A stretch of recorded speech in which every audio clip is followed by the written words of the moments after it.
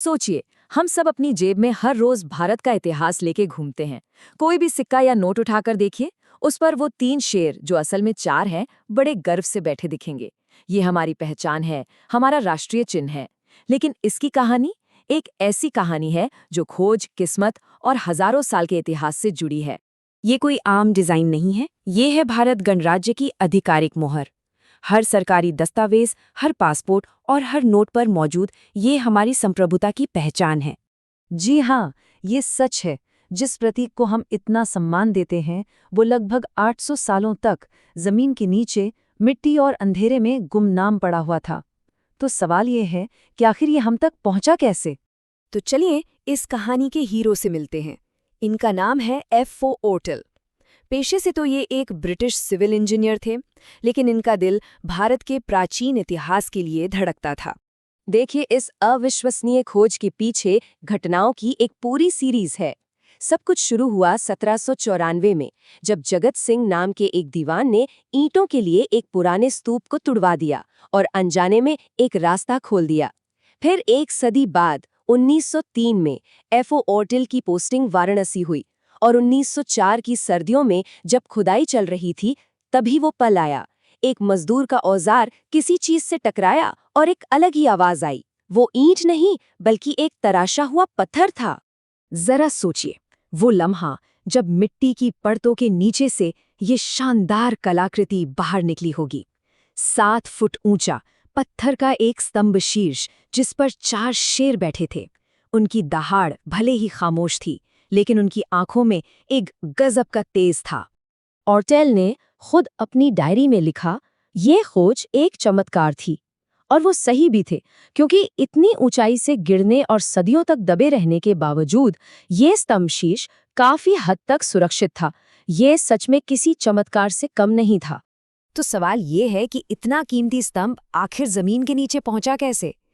इसके लिए हमें समय में और भी पीछे जाना होगा, उस दौर में जब इसे बनाया गया था। जब सम्राट अशोक ने इसे बनवाया था, तो ये कुछ ऐसा दिखता था। सबसे नीचे एक उल्टा कमल, जो पवित्रता का प्रतीक है। उसके ऊपर एक चौकी, जिस पर 4 जानवर बने हैं: बैल, घोड़ा, शेर और हाथी। फिर आते हैं वो 4 राजसी शेर। लेकिन सबसे चौंकाने वाली बात वो है जो अब वहां नहीं है। इन शेरों के सिर के ऊपर एक बहुत बड़ा 32 तीलियों वाला महाधर्मचक्र हुआ करता था, जो आज खो चुका है। सारनाथ का वक्त कैसे बदला, ये देखना वाकई हैरान कर देता है। देखिए, 7वीं सदी में जब चीनी यात्री हुएनसांग यहाँ आए थे, तो उन्होंने लिखा कि यहाँ 1550 भिक्षु रहते थे और ये स्तंभ शीशे की तरह चमकता था।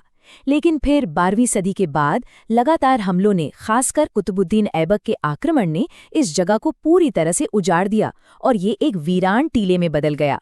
मगर सवाल ये उठता है कि सम्राट अशोक ने इतने सारे शहरों को छोड़कर अपने सबसे शानदार स्तंभ के लिए इसी जगह को क्यों चुना?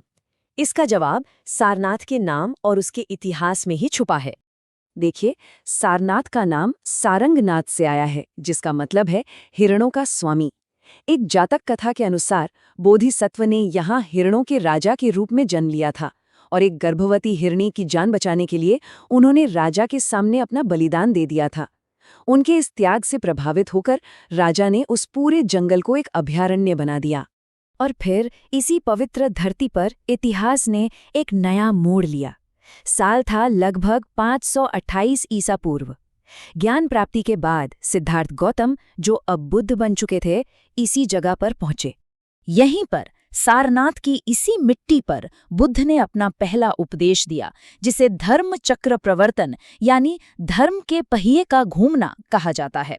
यहीं उन्होंने 4 आर्य सत्य बताए और पहले बौद्ध संघ की नींव रखी। यहीं से बौद्ध धर्म की वो धारा बही जो पूरी दुनिया में फैल गई। चलिए, अब कहानी को फास्ट फॉरवर्ड करके 20वीं सदी में लाते हैं, जब एक नया भारत जन्म ले रहा था।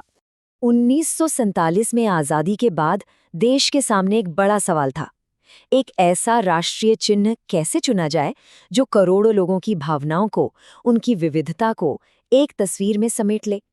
एक ऐसा प्रतीक जो धर्मनिरपेक्ष हो, शक्तिशाली हो और शांति का संदेश भी दे। और तब देश बनाने वालों की नजर गई सारनाथ के इसी स्तंभ पर। ये एकदम परफेक्ट था। 4 शेर शक्ति, साहस, आत्मविश्वास और गर्व का प्रतीक बने। बीच में अशोक चक्र हमेशा आगे बढ़ने और प्रगति का प्रतीक, और चौकी पर बने जानवर राष्ट्र के संरक्षक माने गए। और फिर वो ऐतिहासिक दिन आया, 26 जनवरी 1950, जिस दिन भारत एक गणतंत्र बना। उसी दिन इस प्राचीन प्रतीक को आधिकारिक तौर पर एक नए राष्ट्र की पहचान के रूप में अपना लिया गया।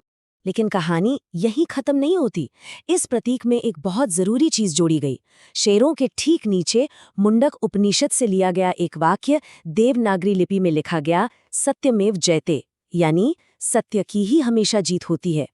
इस एक वाक्य ने इस प्राचीन प्रतीक को एक शाश्वत भारतीय दर्शन से जोड़ दिया। तो चलिए कहानी के अंत में उस इंसान के पास वापस चलते हैं जिसकी वजह से हमें हमारी ये पहचान वापस मिली। तो उस इंजीनियर का क्या हुआ? खैर, अपनी इस बेमिसाल खोज के बाद F.O. ऑर्टेल 1921 में रिटायर होके इंग्लैंड वापस लौट गए। लेकिन वो भारत को और अपनी उस खोज को कभी भुला नहीं पाए। जानते हैं उन्होंने वहां अपने घर का नाम क्या रखा? सारनाथ। हजारों मील दूर इंग्लैंड में रहते हुए भी वो अपनी जिंदगी की सबसे बड़ी खोज को हर रोज याद करते थे। तो आखिर में ये कहानी सिर्फ एक पत्थर की मूर्ति की नहीं है, ये उससे कहीं ज्यादा गहरी है। ये प्रतीक तो जैसे इतिहास की कई परतों को अपने अंदर समेटे हुए है। इसमें उस हिरण राजा की करुणा है, बुद्ध का ज्ञान है, सम्राट अशोक का विजन है, ऑस्ट्रेल का जुनून है और एक नए आजाद देश की उम्मीदें हैं। तो अगली बार जब जेब से कोई सिक्का निकालें या पासपोर्ट पर इस निशान को देखें तो एक पल के लिए रुकिएगा। क्या आपको सिर्फ 4 शेर दिखेंगे या 2500 साल का वो पूरा इतिहास नजर आएगा जिसे किस्मत ने एक इंजीनियर के हाथों हम तक पहुंचाया?